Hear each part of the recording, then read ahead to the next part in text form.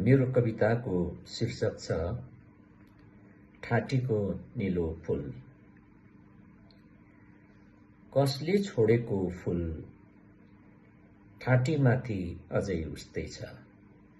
कसले छोडेको ठाटीमा फूल अहिले पनि उस्तै छ। अलिकति बग्दो उमेरको शीतले भिजेको छ। क्षितिजको जुनेली रात थोरै संवेदनाले जलेको छ। ठाटीमाथि अझै फूल उस्तै छ।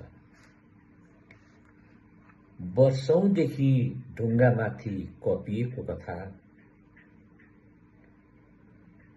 घुमिल रहेछ कि कसो। बारुदको आवाजले थोरै ढल्केको हो कि समयले खाएको हो। दाहिने शिरको फूल थोरै झरेछ। कसले छोडेको फूल ठाटीमाथि अझै उस्तै छ। झर्नेहरू झर्दैछन् र उक्लनेहरू यही बाटो भएर उक्लिरहेका छन्। मलाई लाग्छ यिनै मध्ये कसैले कुनै समयमा छोडेको हुनुपर्छ ठाटीको नीलो फूल। धन्यवाद।